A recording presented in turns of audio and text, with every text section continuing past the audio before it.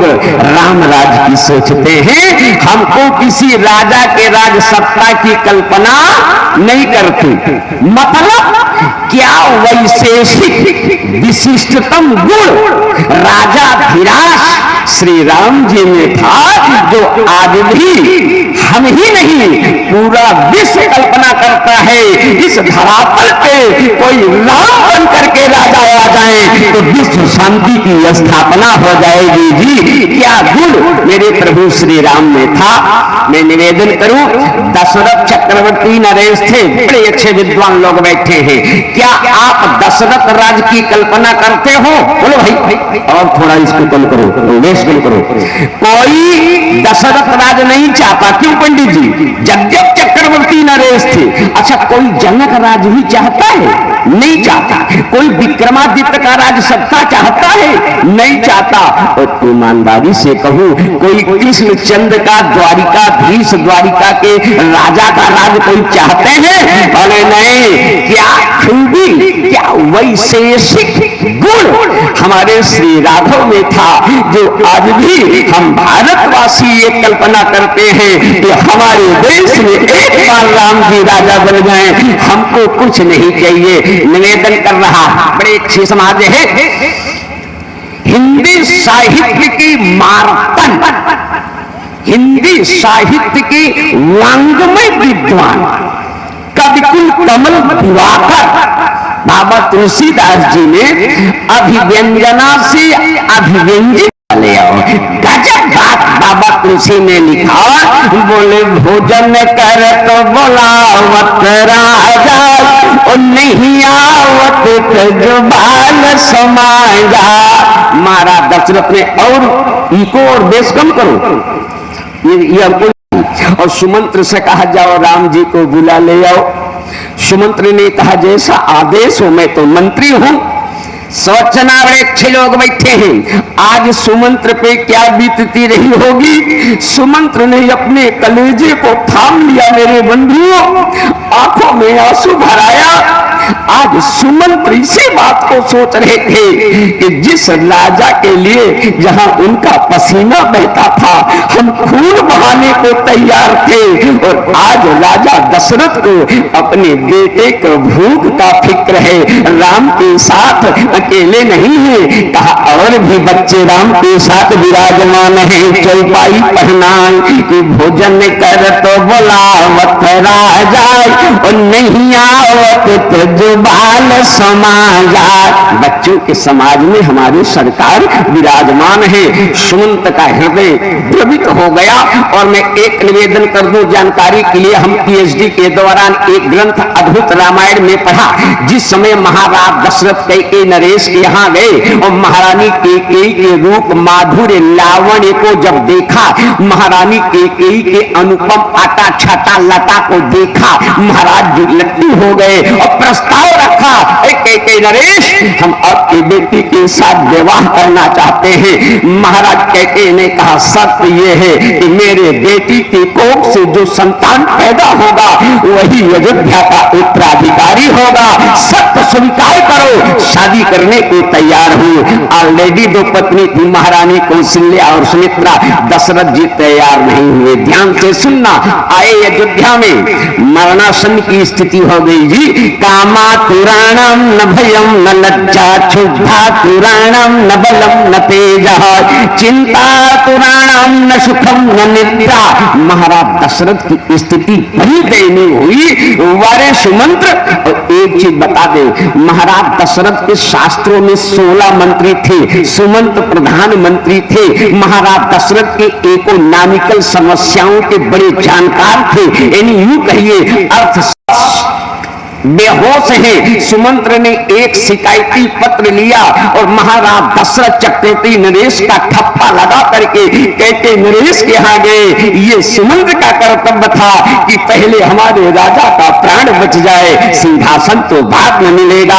प्रस्ताव रखा। कैकेयी नरेश ने कहा, अगर तुम्हारे राजा ने हमारे प्रस्ताव को स्वीकार किया तो तो शादी हम करने को तैयार हैं। कल्पना करना, जिस सुमंत्र ने महाराज दशरथ के अनुपस्थिति में उनका सील मोहर करा करके कैकेयी का वैवाहिक कार्य संपन्न कराया, आज उसी सुमंत्र से महाराज दशरथ कहते हैं जाओ राम को बुला ले आओ। सुमंत्र जी अपने कलेजे को थाम करके जब चलने लगे, वो विश्व का बेहतरीन लोकनायक, वो विश्व का बेहतरीन बालक श्री राम जी ने जब देखा सुमंत्र आ रहे हैं, वारे बाबा तुलसी, राम जी खड़े हो गए। वो खड़े हो करके हाथ जोड़ करके कहा, चाचा सुमंत्र को राम जी का प्रणाम स्वीकार हो।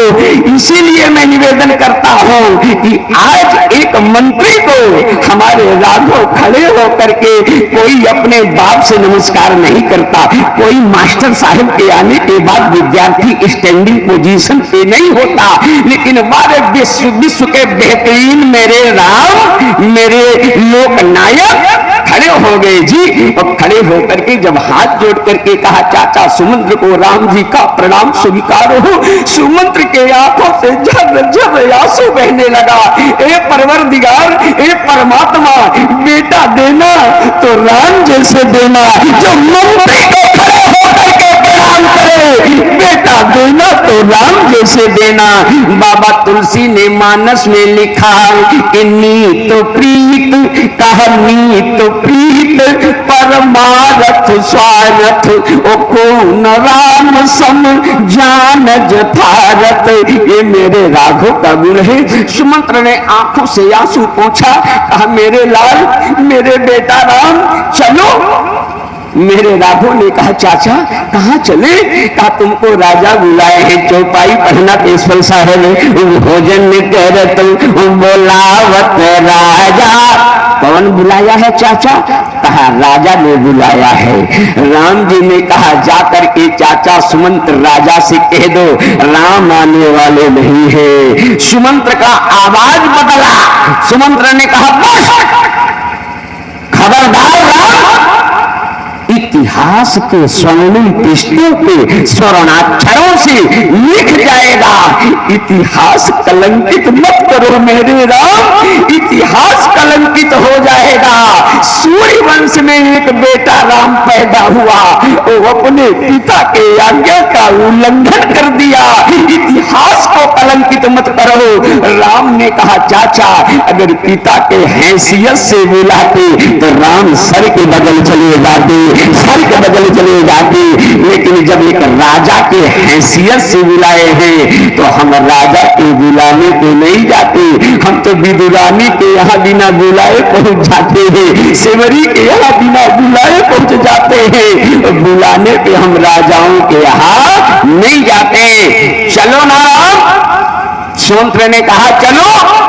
श्री राघव ने कहा एक बात बताओ चाचा सुमंत्र, क्या महाराज दशरथ के यहाँ मालपुआ बनता है कुंटल 2 कुंटल का? बोले नहीं। बाबा तुलसी ने कहा राघव ये सुमंत्र जवाब नहीं देंगे, मैं अपने मानस में लिख रहा हूँ दशरथ का जो वैभव है। बोले दशरथ धन लग धन दल जाहि और सत सुरेश सम विभव विलासा, ओ अमरावती जन सत्र निवासा। तो कहा नाप तोल के नहीं बनता। बड़े मेरे राघव, हमारे राम ने कहा चाचा तो फिर राजा को तो समदर्शी होना चाहिए, समरसता, समानता और विश्व बंधुत्व की भावना राजा में होनी चाहिए। राजा को तो प्रजा उनके बेटे जैसे होते हैं। बोलो बाबा। बोले जा सुराज प्रिय प्रजा दुखारी और सोन प्रयावस नरक अधिकारी। चाचा सुमंत्र महाराज दशरथ को तो ये चाहिए कि जाओ राम के साथ जितने बच्चे खेलते हो सबको बुले लाओ और थोड़ा थोड़ा नाश्ता सब कर ले। अब तो राजा का धर्मदर्शी होना चाहिए। मैं निवेदन कर दूं, हमारे रामराज की विशेषता धर्म सम्राट स्वामी करपात्री जी ने प्रिय रामायण मीमांसा में लिखा। महाराज जी के शिष्य एक परम निकृष्ट हमारे प्रोफेसर साहेब बैठे हैं, महाराजा श्रेय ने लिखा, रामराज की सबसे बड़ी विशेषता है कि समरसता, समानता और विश्व बंधुत्व की भावना। हम दशरथ राज की कल्पना नहीं करते, जानते हो क्यों? कहा दशरथ सामंतवाद के प्रतीक है। और ये कथा हम प्रोफेसर साहब बैठे मास्टर, ये कथा हम साहित्यालोचन शैली से बोल रहा हूं। दशरथ जी सामंतवाद के प्रतीक थे, जनक जी समाजवाद के प्रतीक थे, और हमारे राम जी हमारे राम मानवतावाद के प्रतीक थे, हमारे प्रभु मानवतावाद के प्रतीक थे। याद रखना, समझना मेरी बातों को, राम के मानवतावाद की आवश्यकता है कि नहीं? बोलो मिश्रा जी, हमको सामंतवाद की कोई जरूरत नहीं है, लोकतंत्र की व्यवस्था है। बोलो भाई, कल एक व्यक्ति ने कहा डॉक्टर साहब राजनीतिक संभाषण करते हैं, हमने कहा राजनीतिक संभाषण नहीं करता हूं, मैं धर्म प्रचार मंत्री के पद पे धर्म संघ में पदेन हूं। मेरा कर्तव्य बनता है कि धर्म पूर्ण कथा कही जाए, अगर धर्म को निकाल दिया जाए तो राजनीति भी विधवा राजनीति कहलाती है। हमारे यहाँ हम तो धर्म सापेक्ष सिद्धांत मानते हैं, धर्म निरपेक्ष सिद्धांत नहीं मानते। निवेदन कर रहा हूं, विचार करना। महाराज दशरथ सामंतवाद के प्रतीक, राम जी मानवतावाद के प्रतीक, और अच्छे लोग बैठे हैं। आज पूरे विश्व के समस्याओं पे चिंतन किया जाए तो एक चिंतन निकल के आता है मास्टर साहेब, अगर राम जी के मानवतावाद को अमेरिका मान ले तो कभी ईरान का शोषण नहीं करेगा, राम के मानवतावाद को शायद रूस मान ले तो यूक्रेन पे कभी आक्रमण नहीं करेगा। हमारे प्रभु श्री राम के मानवतावाद को मान ले तो हमारे पड़ोसी मुल्क कभी घुसपैठ की जरूरत नहीं समझेंगे। क्या? जब पूरे प्राणी मात्र हमारे परिवार हैं, विश्व बंधुत्व की भावना आ जाएगी, वसुधैव कुटुंबकम की भावना आ जाएगी, तो क्या किसी राज्य में लड़ाई होगा? बोलो भाई, राम के मानवतावाद की आवश्यकता हिंदुस्तान को ही नहीं अपितु पूरे विश्व को है कि नहीं? बोलो मिश्रा जी, हमारे प्रभु, एक छोटा निवेदन करूं, बड़ी गंभीर चर्चा है, जरा ध्यान से सुनना। हमने एक शिकायती पत्र बनाया पंडित जी और ले गए दशरथ जी के यहाँ। अच्छा, राजा कौन होता? पेशवा साहब जस्टिस, राजा है मतलब न्यायाधीश, राजा मीन्स निर्णायक। What is the definition of raja, या what is the meaning of raja? Referee, दंडाधिकारी। ले गए एप्लीकेशन बना करके, गौतम ने कहा सरकार, राजा साहेब हम महात्मा हैं, हम किसी पार्टी में नहीं हैं, हम तो उदासीन रहते हैं और हमसे किसी पार्टी से कोई मतलब नहीं है, लेकिन मेरे पत्नी को प्रदूषित कर दिया। दशरथ जी ने कहा लाओ शिकायती पत्र। कभी आप जाते हो, आप थाने में जाओ, गरीब के जो शिकायती पत्र FIR जाता है तो दीवान जी उसको डेस्क के नीचे घुसेड़ देते हैं। क्यों? ये समस्या को आज भी हमारी गरीब जनता भोगती कि नहीं? ये भैया बड़े आदमी के लड़के का ये शिकायत लेके आए हैं, मनरेगा में मजदूरी करने वाले हैं, ये FIR लिखी जाती है? बोलो भाई, नहीं लिखी जाती। महाराज दशरथ ने कहा पत्र दो।